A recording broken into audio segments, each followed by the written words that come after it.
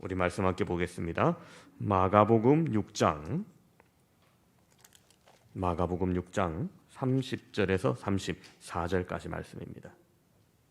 마가복음 6장 30절에서 34절까지 제가 봉독하도록 하겠습니다. 사도들이 예수께 모여 자기들이 행한 것과 가르친 것을 낱낱이 고하니 이르시되 너희는 따로 한적한 곳에 가서 잠깐 쉬어라 하시니 이는 오고 가는 사람이 많아 음식 먹을 겨를도 없음이라. 이에 배를 타고 따로 한적한 곳에 갈새 그들이 가는 것을 보고 많은 사람이 그들인 줄 안지라. 모든 고을로부터 도보로 그곳에 달려와 그들보다 먼저 갔더라. 예수께서 나오사 큰 무리를 보시고 그 목자 없는 양 같음으로 인하여 불쌍히 여기사 이에 여러 가지로 가르치시더라. 아멘. 우리나라 직장인들이 월 평균 근로 시간이 주 52시간 이내로 근무제가 시행돼 있어서 옛날보다 꽤 많이 노동 시간이 줄긴 했습니다. 그래도 우리나라가 어느 정도 많이 일하나 제가 어제 그래서 한번 찾아봤어요. OECD 회원국 중에 한국보다 많이 일하는 나라가 5개국밖에 없더라고요. 예전에는 한 2위 정도 했었는데 그나마 좀 줄어든 겁니다. 줄어들었지만 여전히 우리나라는 장시간 노동국가라는 오명에서 완전히 탈피하지 못하는 것입니다. 한국인들의 부지런함 세계에서 알아주죠. 1세대 해외 이민자들이 정말 억척스럽게 그 땅에 사업을 일으키고 세워가는 것을 보면서 현지인들이 야 저들은 언제 쉬냐고 얘기했던 것들은 자주 우리가 들었던 에피소드입니다. 그렇게 우리나라가 부지런함에 힘입어 성장해 왔고 또 그것이 국가 경쟁력이었던 시절이 있었습니다. 그러나 시대가 빠르게 지나고 세대가 바뀜으로 특별히 정부 정책의 변화로 부동의 최상위권은 겨우 면했지만 여전히 우리 민족은 열심히 일하는 민족임에는 변함없는 사실입니다.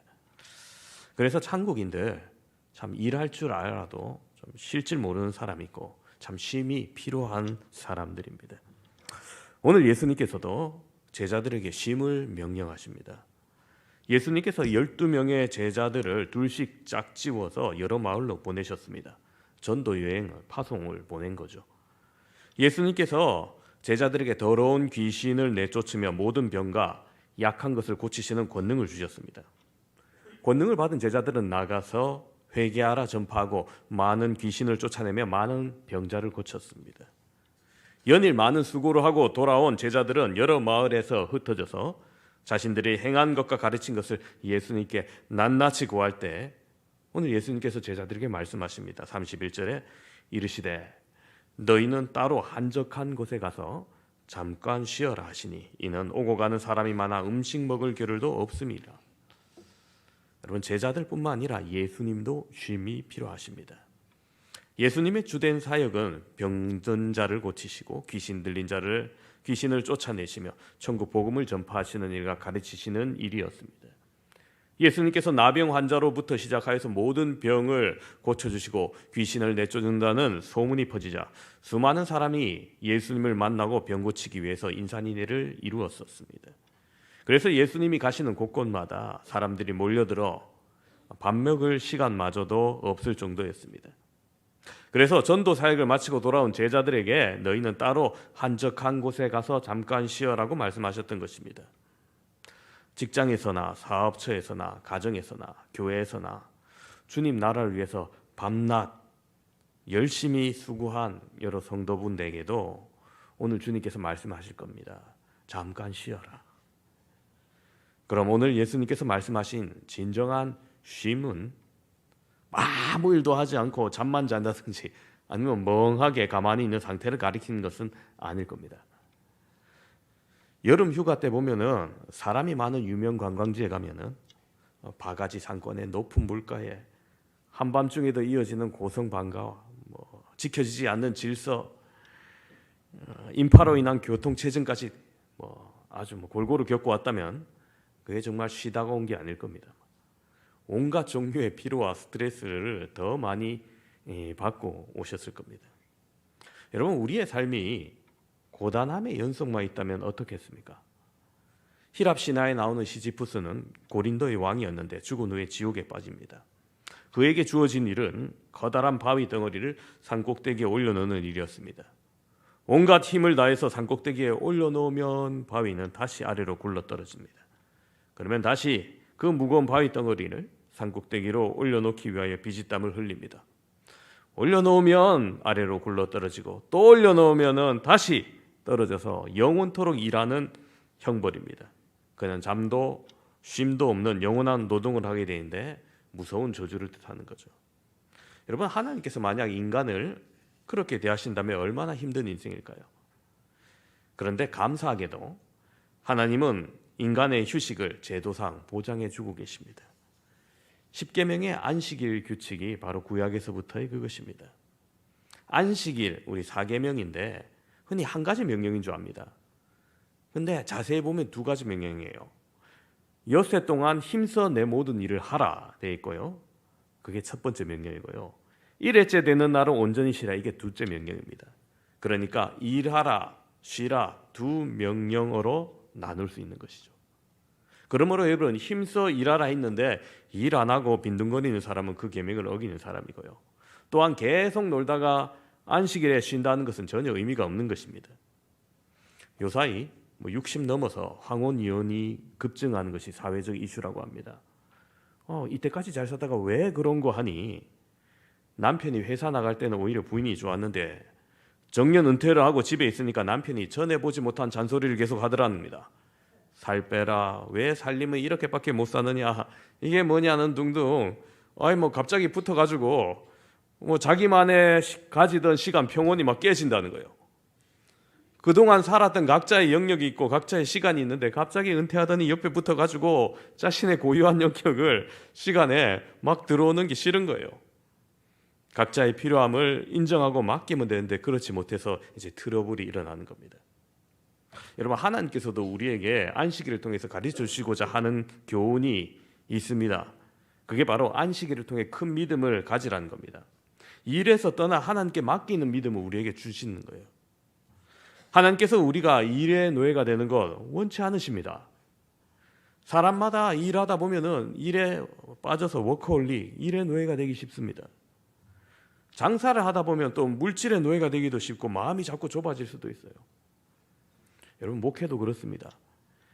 예전에 한참 선배 목사님들 내가 죽도록 충성하라 해가지고 정말 죽도록 쉬지 아니하고 열심히 목회하는 것이 미덕인지 아신 분들이 좀 계셨는데 사실 오해입니다. 그거.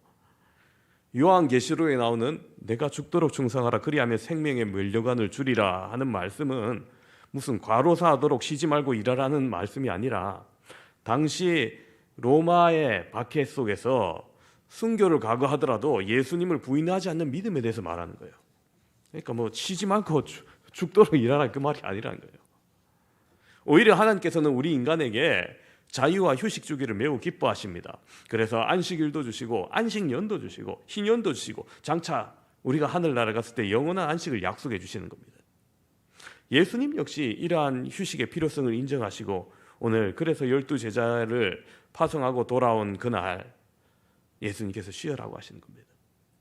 그럼 예수님께서 말씀하시는 쉼이 구체적으로 어떤 것일까요? 오늘 이것을 함께 살펴보면서 은혜 나누고자 합니다. 첫 번째로 한적한 곳에 가서 쉬어라고 말씀하십니다. 31절을 자세히 보시면 한적한 곳에 가서 잠깐 쉬어라 이렇게 되어 있죠. 여러분, 한적한 곳이 헬라어 원어로 에레모스라고 하는데요, 고독한, 적막한, 황폐한 그런 광야를 말합니다. 그리고 곳은 주변으로부터 분리되어 있는 지역을 말하는데요, 다시 말해서 한적한 곳은 고독하고 적막한 광야 같은 지점, 사람들이 찾지 않는 것을 말합니다. 제자들이 그동안 수고하였으므로 좀 쉬어야 하는데 그럴 만한 환경이 못 되었죠. 예수님 주변에 늘 사람들이 모여들고 와글와글 들끓기 때문에 그 주변에서 음식 잡수실 겨를도 없을 만큼 쉴 틈이 없었을 뿐더러 그럴 만한 환경이 못 되었던 까닭입니다. 그래서 예수님은 제자들과 함께 배를 타고 한적한 곳으로 향하였다라고 했습니다. 여러분, 휴식은 육체 노동에만 필요한 것이 아니라 영적 관점에서도 필요합니다. 신앙인들은 절대자 하나님에 대한 경외심과 영원한 비단에서 살아가기에 해야 해서 매사의 삶에 있어서 우리는 최선을 다해야 됩니다. 그리고 사단의 부단한 영적 공격, 죄와 이 세상의 유혹으로부터 물리치기 위해서 우리가 끊임없이 영적 전쟁을 해야 되는데 그 또한 만만치 않게 필요합니다. 그래서 우리는 가능하기만 하면 모두 얼마 동안 휴식 기간을 가질 필요가 있습니다. 휴식은 올바르고 유용하게 사용된다면 우리의 영혼의 상처와 필요한 심신을 회복하고 또 오히려 전보다 더욱 원기왕성한 기력을 갖고 앞으로 더욱더 닥칠 갈등과 투쟁에 효과적으로 대처할 수 있게 될 겁니다. 문제는 쉬는 장소예요. 오늘 말씀은 예수님께서 따로 한적한 곳에 가서 쉬어라고 하셨습니다. 한적한 곳, 아까 광야, 사막이라고 말씀드렸는데 여러분 꼭 멀리 가야 있는 게 아닙니다. 우리에게도 자기만의 광야가 필요합니다. 작은 기도방 하나를 광야 같은 다른 사람으로부터 벗어나는 공간으로 우리가 기도의 방으로 만들 수도 있습니다. 혹 집 근처에 조용한 작은 공원에서 산책을 하면서 조용한 공간을 만들 수도 있죠. 주님 앞에 엎드려 기도할 수 있는 시간, 자신만의 공간, 주님을 묵상할 수 있는 자신만의 공간이 있다면 그곳이 바로 광야가 될 수 있는 것입니다. 두 번째로 주님은 함께 쉬어라고 말씀하십니다. 마태복음 11장 28절 보면 이렇게 말합니다. 수고하고 무거운 짐진 자들아 다 내게로 오라. 내가 너희를 쉬게 하리라. 그렇습니다. 주님과 함께 주님이 오라 하시고 초청하시고 주님이 함께 쉬겠다는 겁니다. 주님은 우리를 바라보면서 우리의 인생의 수고와 무거운 짐을 아십니다. 오늘 본문에서도 예수님은 제자들의 수고를 하시고 쉬라고 하는데 제자들만 보내는 것이 아니라 예수님도 함께 배를 타고 가시죠. 주님께서 제자들과 함께 있는다는 것은 그들에게 자유를 제한하거나 심리적 부담감을 주기 위해서가 아닙니다. 주님을 모시게 되면 제자들은 자신들의 휴식소에서 최상의 안식의 주인을 모신 셈입니다. 그러므로 우리도 여러분 쉼에서 주님을 배제하는 것이 아니라 이번 휴가 기간에는 주님을 안 볼란다 그런 것이 아니라 여러분 주님과 함께 떠나시기 바랍니다. 그러면 모든 휴식의 시간이 큰 축복으로 받을 겁니다. 자연에서 보는 꽃들 아름답게 보일 것이며 시냇물의 소리 더욱더 아름다운 소리가 되어서 우리의 귓전에 울려 퍼질 것입니다. 우리가 제 아무리 여러분 잘 먹고 좋은 곳 입고 잘 놀아도 여러분 마음이 불편하다면 거기에 즐거움이 없습니다. 우리의 쉼을 얻는 것은 참된 쉼이고 행복이어야 됩니다. 그러면 여러분 마음이 쉰다는 게 무엇이겠습니까? 주님이 우리에게 안식을 준다는 뜻도 가능하겠지만 우리가 주님만으로 주님과 함께라면 주님 자체가 진정 우리의 안식이 된다는 겁니다. 그렇습니다. 여러분 예수님이 우리의 안식이요 영원한 쉼터입니다. 다시 말하면 여러분 이름난 해수욕장이나 비서지가 우리의 쉼터가 아니라 예수님의 그 넓고 넓은 품이 우리의 쉼터라는 겁니다. 주 날개 밑이 우리의 진정한 보금자리입니다. 쓰러졌을 때 지쳤을 때 주님께 나아가 쉴 곳이 있습니다. 패배와 절망의 골짜기를 지나 찾아갈 쉼터가 있습니다. 그곳이 바로 주님의 가슴이라는 겁니다. 하나님께서 창조하신 자연을 바라보더라도 시편의 시인들처럼 하나님이 얼마나 아름다운 분이신가, 얼마나 아름답게 창조하셨는가를 감탄한다면 우리 앞에 펼쳐진 장관을 보면서 시인과 같은 마음을 가진다면 우리의 휴식 기간들은 도처에 하나님을 깨닫게 될 것이고 그분을 찬양하지 않을 수 없게 될 것입니다. 파도가 일렁이는 출렁이는 그 바닷가에 가게 될 때 우리는 바다가 그의 것이라 그가 만드셨고 한 시인의 노래가 우리의 고백이 되어야 될 것입니다. 산으로 가든지 한적한 시골로 가든지 오솔길이나 들판을 거닐든지 언제 어느 곳이라도 우리는 대자연 속에서 창조주 하나님의 놀라우신 발자취를 엿볼 수 있는 것입니다. 오늘 세 번째로 예수님은 잠깐 쉬어라 말씀하셨습니다. 31절 다시 보시면 한적한 곳에 가서 잠깐 쉬어라 하셨죠.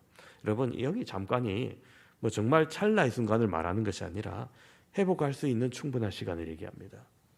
이 충분한 휴식으로 하여금 우리는 다시금 힘차게 일할 수 있도록 재충전하는 것입니다.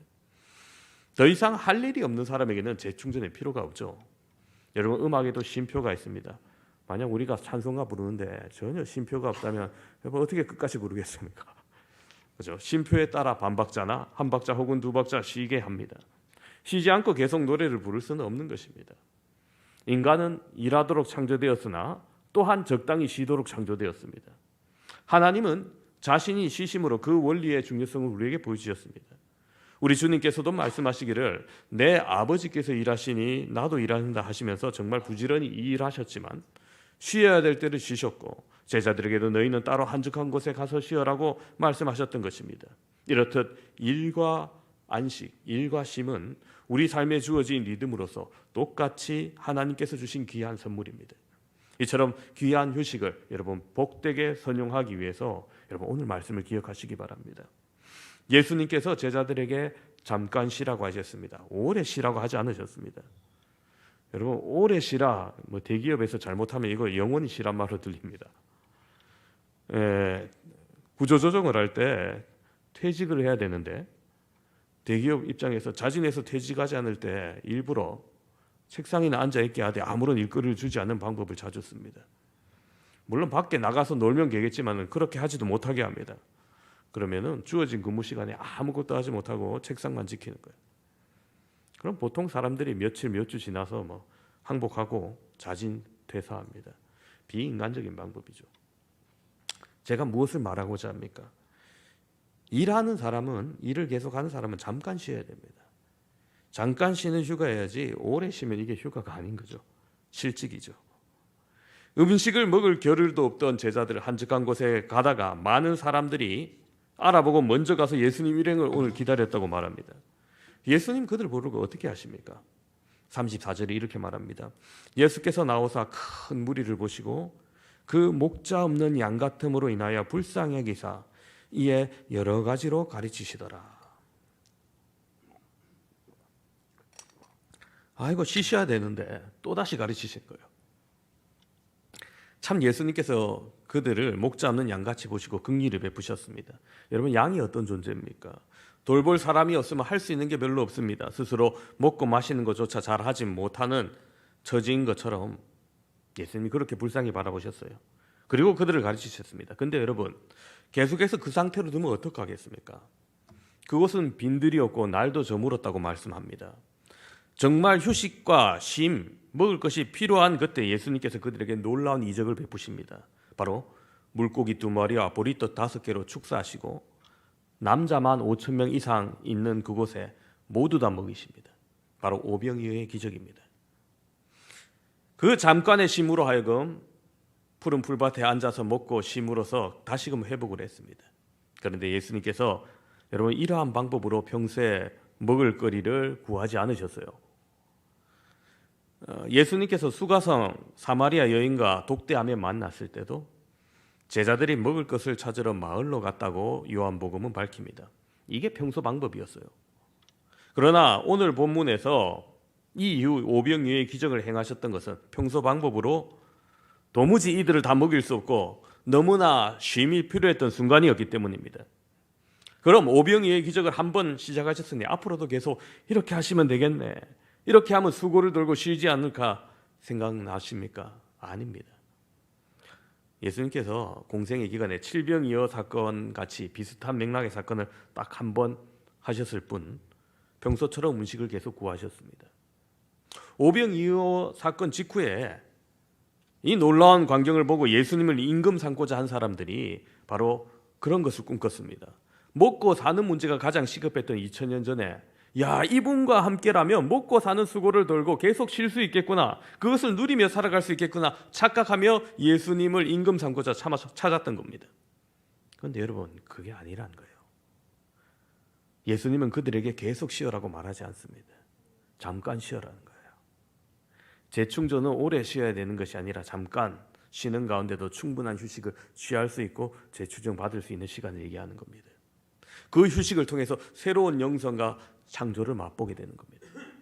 휴식은 필요하되 일정 기간의 것이어야 되지 그래야 휴식이 활기차고 즐겁고 삶의 원동력을 줄 수 있고 부여받을 수 있는 것입니다. 그렇기에 잠깐의 휴식, 해야 할 일을 포기하는 것이 아니라 잠깐 멈추는 겁니다. 그것은 해야 할 일을 더욱더 풍성하게 하기 위한 멈춤입니다. 늘 계속되는 휴식은 유익함을 주시는 휴식이 아니라 타락으로 만든 휴식이겠죠. 어느 분이 한 달 내내 1년 내도록 놀고 쉬고 운동만 한다면 전문적인 운동선수가 아니라면은 그건 휴식이 아니라 방종이고 타락인 겁니다. 우리 인간은 하나님으로부터 부여받은 일이 있습니다. 그 일을 이루기 위해서 휴식은 잠깐의 휴식입니다. 잠깐의 휴식이 되어 진정 값진 휴식인 겁니다. 축구 경기를 보더라도 전반전과 후반전으로 나누어집니다. 전반전이 끝나고 후반전이 시작되기 전 선수들이 잠깐 휴식을 갖게 됩니다. 그 시간을 영어로 하프타임이라고 합니다. 약 15분 정도 되는 시간인데 이 시간을 통해서 선수들은 전반전을 뛰면서 탈진한 육체를 피로를 풀고 또 후반전에 어떻게 뛸 것인가, 후반전을 위한 작전을 짜는 시간도 가지게 됩니다. 그 짧은 시간이 팀 전체를 돌아보고 후반전을 준비하는데 아주 중요한 시간인데, 다시 말해서 이 하프타임을 통해서 창조적인 경기력으로 바뀔 수 있는 시간인 겁니다. 여러분, 우리의 잠깐의 쉼을 통해서도 이와 같은 하프타임의 효과가 나타나며 새로운 경기력을 선보일 수 있는 우리 모든 성도 되기를 바랍니다. 말씀을 정리합니다. 우리 함께 예배드리는 사랑하는 성도 여러분, 오늘 예수님은 쉼의 필요성에 대해서 말씀하셨습니다. 요즘 우리가 흔히 과로사라는 말을 종종 듣게 됩니다. 여러분, 과로사라는 것이 경계할 수밖에 없는 이유가 과로사의 50% 이상은 아무런 예고나 명백한 의학적인 징후가 없다는 겁니다. 갑자기 일어난다는 거예요. 사실상 간도 10% 기능만 유지가 잘 되어도 별 증상 없이 지낼 수 있다고 합니다. 그러나 간에 무슨 아픔이 있고 증상이 나타났다 하면 벌써 돌이킬 수 없는 상태에 이르렀음을 보여줍니다. 그만큼 자신의 몸을 혹사했다는 거죠. 그렇듯 과로는 생명을 앗아가기도 하고 심한 고통을 동반하기도 합니다. 멈추지 않는 자동차, 브레이크가 고장난 차는 사고가 날 수밖에 없습니다. 과로사를 막으려면 멈출 줄 알아야 되는 거죠. 쉴 줄 알아야 된다는 겁니다. 그 쉼은 오늘 예수님께서 말씀하셨는 것처럼 분리된 한적한 곳에서 쉬며 주님과 함께 쉬는 쉼이야 진정한 쉼일 겁니다. 또 쉬어라 했는데 인간의 탐심과 욕심에 사로잡혀 그곳에 계속 일만 하는 것, 여러분, 자신의 몸을 망가뜨리고 가정도 병들게 할 수 있습니다. 또 잠깐 쉬어라 했는데 잠깐이 아니라 나태와 게으름에 빠져서 계속 한다든지 하는 것은 결국 하나님이 주시는 복된 삶을 살 수 없다고도 말씀드렸습니다. 피곤과 수고로 무거운 짐을 지고 가는 사랑하는 성도 여러분, 여러분을 정중하게 초대하는 분이 계십니다. 그는 능히 우리를 쉬게 하실 수 있는 전능자이십니다. 우리는 그분의 초청에 응하기만 하면 됩니다. 이 시간 여러분의 모든 수고와 짐을 그분께 맡기시기 바랍니다. 그분의 초청에 순전히 응하시길 바랍니다. 그러하면은 주님께서 주시는 무한한 안식의 자리에 여러분을 인도하실 것입니다. 그분께 우리의 모든 수고와 짐을 맡기심으로 더욱더 새로운 힘을 얻으시는, 새로운 창조력을 얻으시는 우리 모든 성강의 권속들 여러분 다 되시게 주님의 이름으로 축원합니다.